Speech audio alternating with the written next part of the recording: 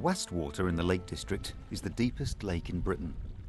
It's also the title of Olivier Award-winning playwright Simon Stevens' latest play, being staged at the Royal Court Theatre in London.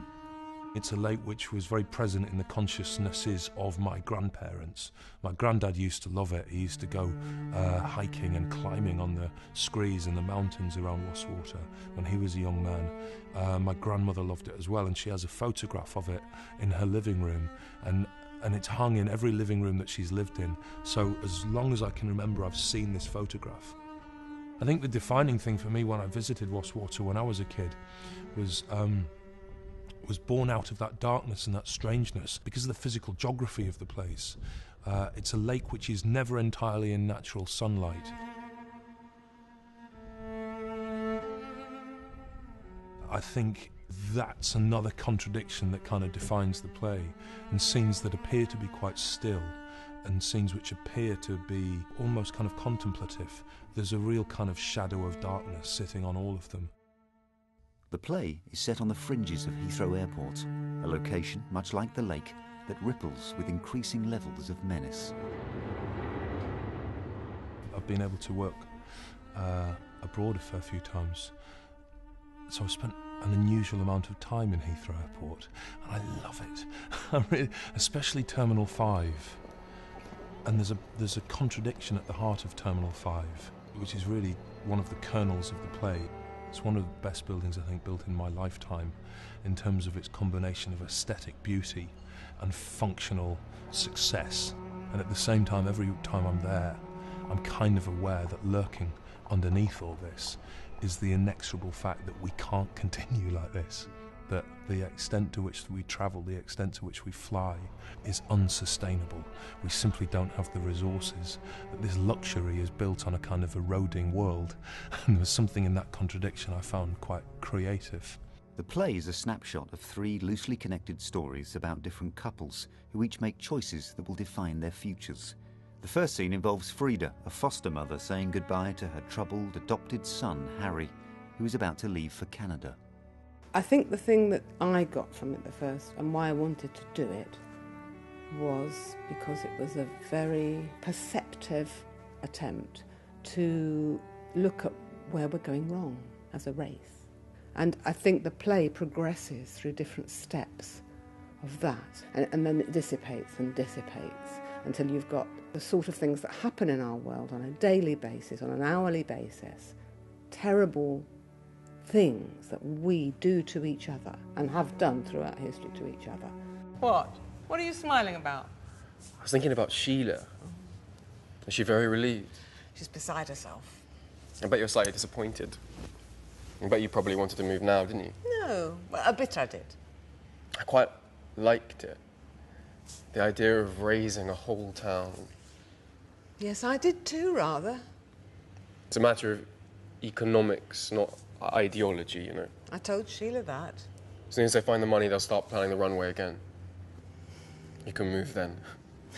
The second scene, set in a luxury airport hotel, sees Mark, an art school teacher, embark upon a sexual affair with Lisa, a police officer who works for the Child Protection Agency, and who reveals, through the course of their conversation, some of the extreme choices she's made in her life. With Simon's work, I always find that when I read it, I quite quickly go to where the heart is in it. And for me, it felt the environmental impact of what all the characters go through hit me quite heavily. What is transgression is the first question that I asked after I read it. Is Lisa's behaviour completely transgressive when faced with the backdrop of what's going on environmentally, when we're absolutely raping the world of everything that it has, and what effect that has on the characters within the play and how we all behave? Even though there's this feeling, it feels like with every character, this is how I felt when I first read it, with every character there's a fear, subconsciously or consciously, about the end of the world. You can see the airport. Yeah. It's rather beautiful, I think. People don't normally think that about airports. I do. Stopped raining. Still light.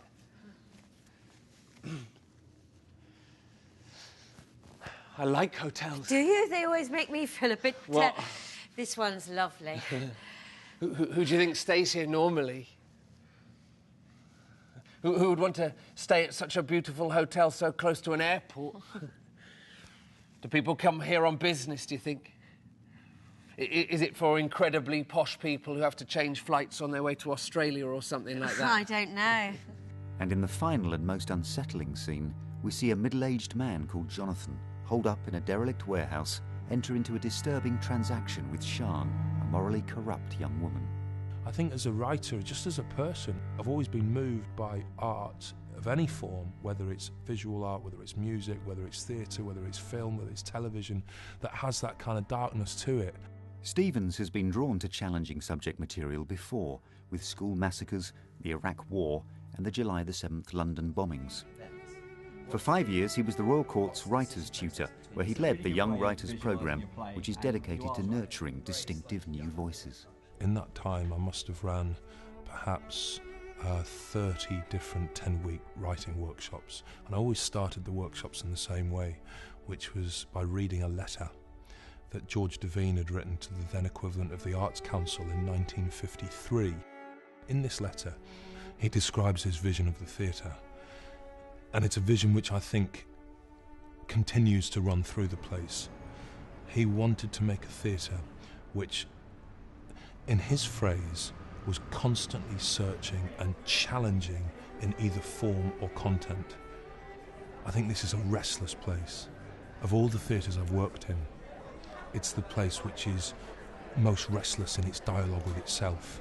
I've never been to another staff meeting in a theatre like it, where staff are constantly interrogating the artistic choices. The most important thing about the new writing groups here, they are not primarily educational, they're not primarily social, nor pedagogic, nor outreachy.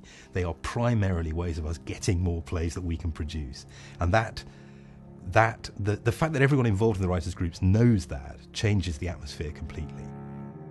Wastwater is director Katie Mitchell's first collaboration with Simon Stevens. It has seen her apply a precise and meticulous style of direction. In the play, in all of the 3 scenes, they all talk a lot about their past. And I think audiences can tell whether there are actual concrete memories in the heads of the actors or not about those past events. And I think to make Simon's writing really live, you have to think a bit about the events that have happened in the past that the characters spend a lot of time on stage talking about. Simon is a very, very intuitive artist.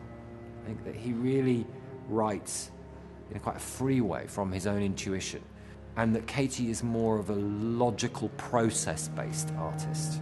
So I think in those 2 ways they are complementary.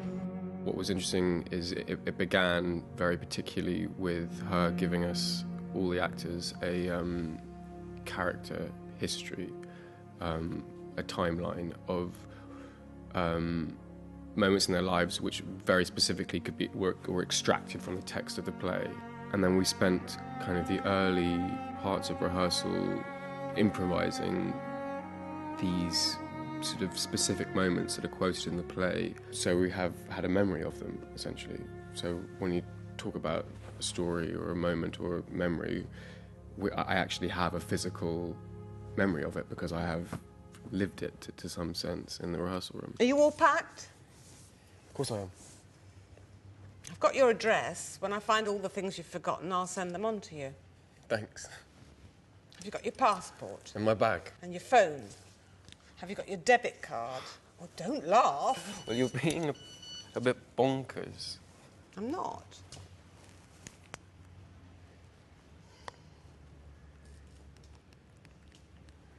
I'm just being a mother. Yeah. It's a habit I've learned to acquire. To watch complimentary films on Simon Stevens, Katie Mitchell, Dominic Cook, as well as literary manager Christopher Campbell, go to sky.com/arts.